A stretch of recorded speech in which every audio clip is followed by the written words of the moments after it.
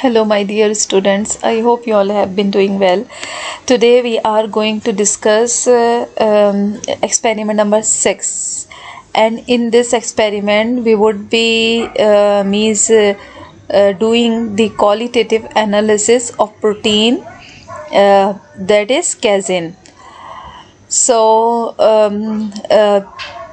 what is the objective of this experiment? In this experiment we will be qualitatively analyze one of the important form of protein, that is the casein. So we will be having a mixture of a sample, and in this sample we would be analyze the protein casein. So we will be needing chemicals and glasswares, and first of all we have to understand that what test we are going to use to perform the qualitative analysis of this protein. So we would be going to use it as Barrett test, Ninhydrin test, precipitation test, as barrage test, xanthoprotic test, and Hopkins-Cole test, and then sulfur test, acetic acid test, Neuramin's test. So all these tests from 1 to A9 we would be using for this experiment. And before starting the experiment we have to know a little bit about what are the caseins, and what are their use, and what is the importance of these type of protein. Actually the casein is the protein of milk, means this is one of the type of protein that is present extensively in the milk. And this protein is present in the milk as a form of casein measles. So it is present in the form of a measles. So what are the measles? Measles are the macromolecule, you can say, in that are formed from various monomeric molecule. The measles are the collection of the macromolecule, and in case of the caseins measles, so these caseins measles are formed by the aggregation of protein, that is alpha S1 casein, alpha S2 casein, beta casein, and K casein. So these 4 type of caseins protein group together and form the casein measles. And the this casein protein not having well defined secondary and tertiary structure due to the large amount of prolyl residues, due to the presence of the large amount of proline, you can say proline residues. Proline is an amino acid, so the proline and amino acid. So what is the difference between an amino acid and amino acid residue? Amino acid is monomeric molecule that is involved in the synthesis of protein, or in the building of protein, and it is having a carbon atom, amine group, R chain, and hydrogen atom, and carboxylic group. However, amino acid residue are that you can say a monomeric form of amino acid, in that 2 amino acids are joined together after the removal of a water molecule. So this is the amino acid residue. So when you will say the prolyl residue, so it means that this, from where this prolyl residue comes from, it is actually you can say product of proline amino acid. So the casein protein, different type of casein protein are not having well defined secondary and tertiary structure due to these protein having a larger amount of proline amino acid, or we can say prolyl residue. So these are the milk protein, and it is important because it stimulate muscle protein synthesis, and it is rich in calcium, and it is also and it is used as a protein supplement. It is used to increase our muscles mass, and it is the it is important for manufacturing some means in it is important in the manufacturing industry, because it is used in making glues and cheese, like all these products. So for the qualitative analysis of casein in milk sample, or from a sample, first we would be applying Barrett test. So in this test we perform to identify the peptide bond within protein, or presence of the peptide bond. Is this test would first means identify you if the peptide bond are present in the in your sample or not. So if the peptide bond are present in your sample, so it means protein is present so in the sample. So for the performing this test, you have to take 3 ml of 5% NaOH, 2 drop of copper sulfate, and you have to shake this mixture well, and then you have to add 3 ml of sample.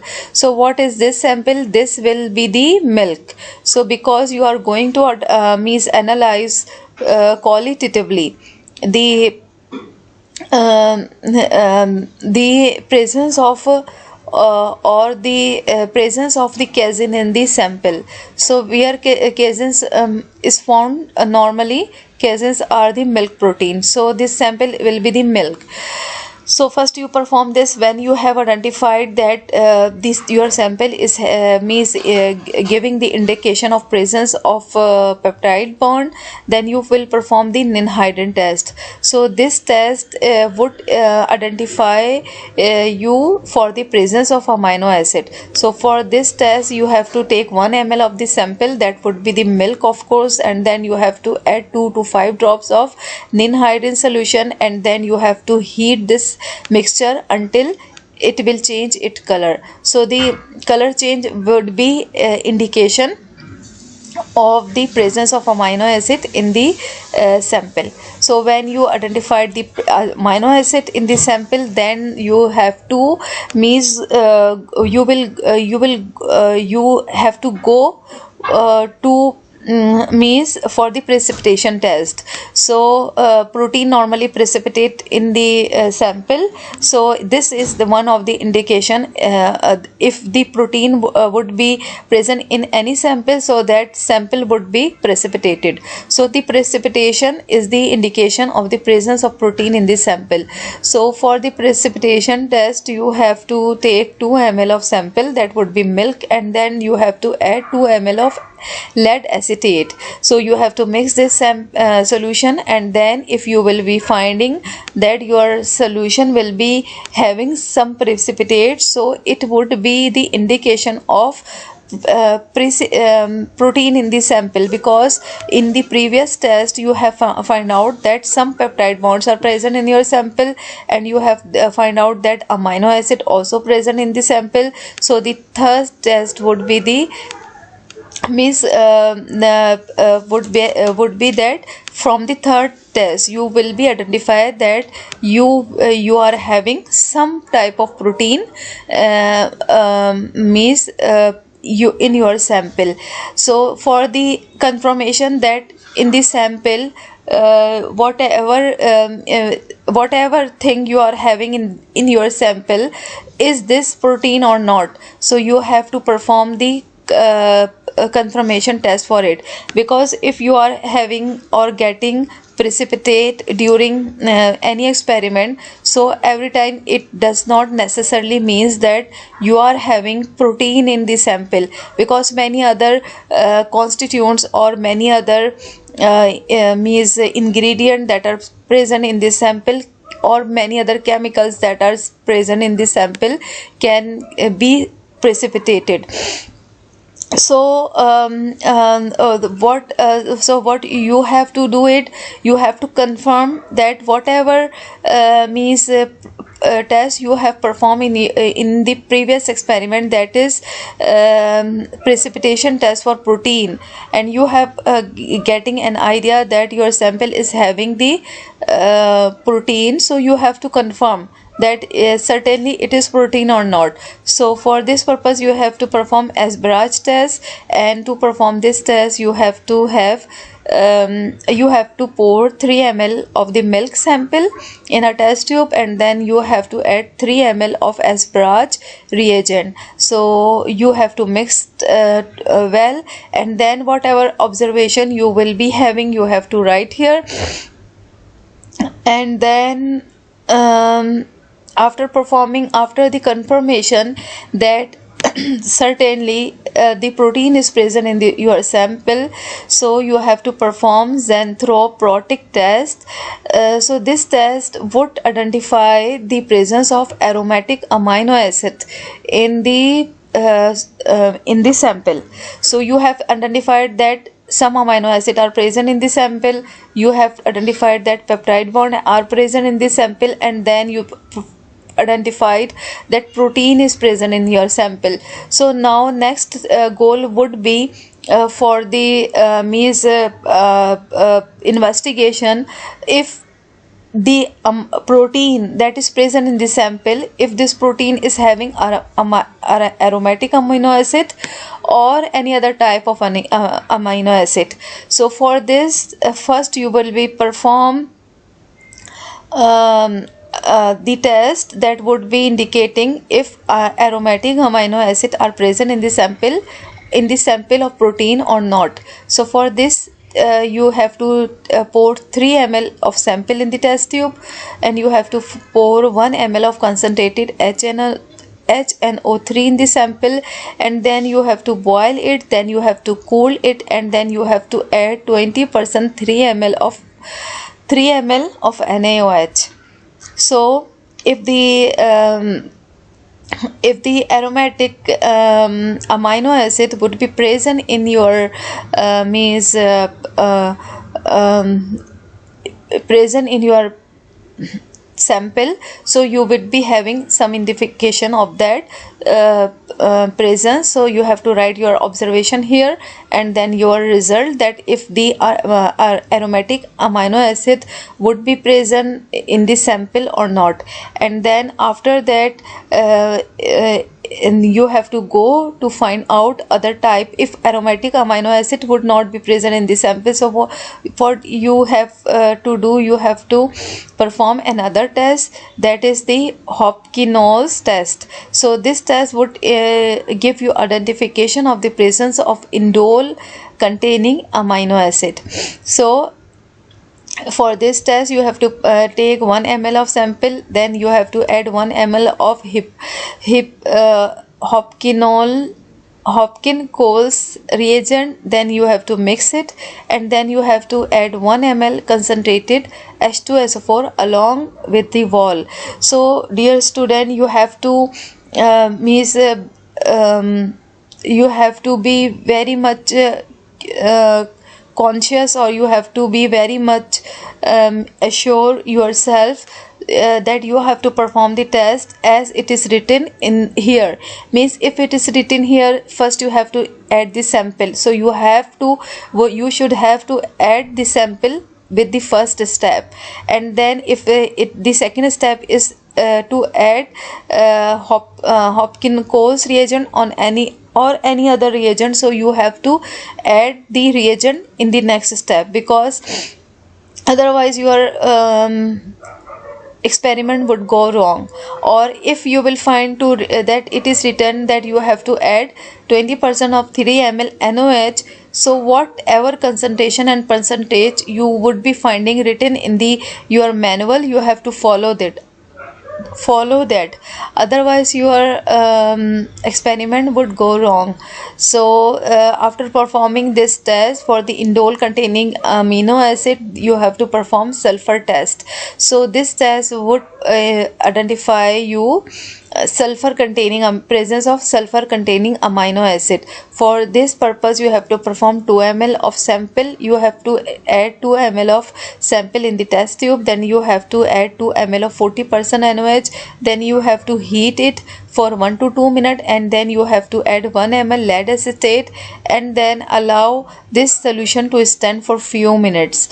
So after that you have to write your observation and result, and after that you have to perform acetic acid test. So this test particularly, by this test particularly you would identify the presence of protein casein in your sample. So for this test you have to add 5 ml of sample in a test tube. You have to add 1 ml of acetic acid drop wise until your solution or your sample get precipitate. So if it is you are finding the precipitate, so it is means it is the indication of the presence of protein casein in the milk.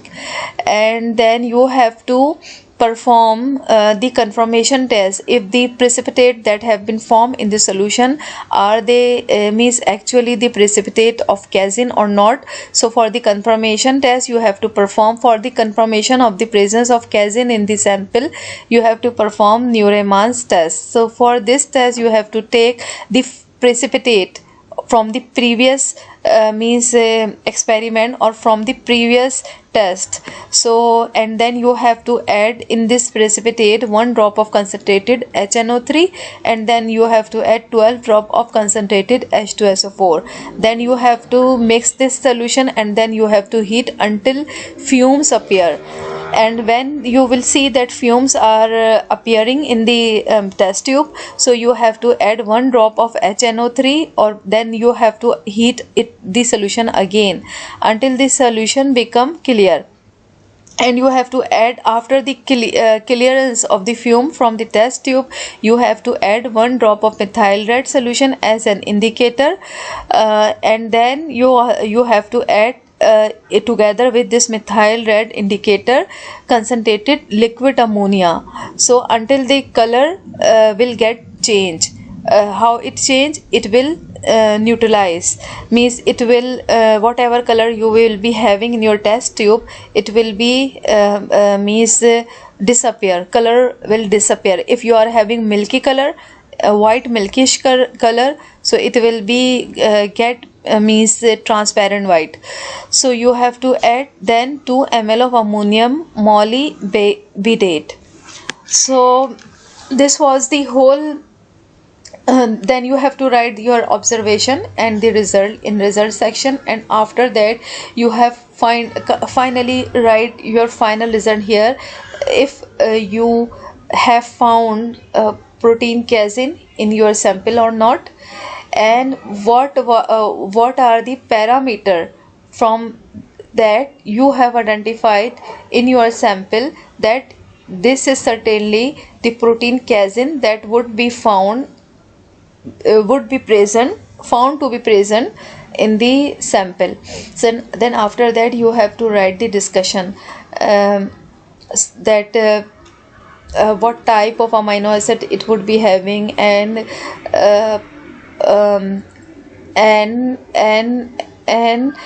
how you identified that this casein in the solution, the protein that you find that protein is casein.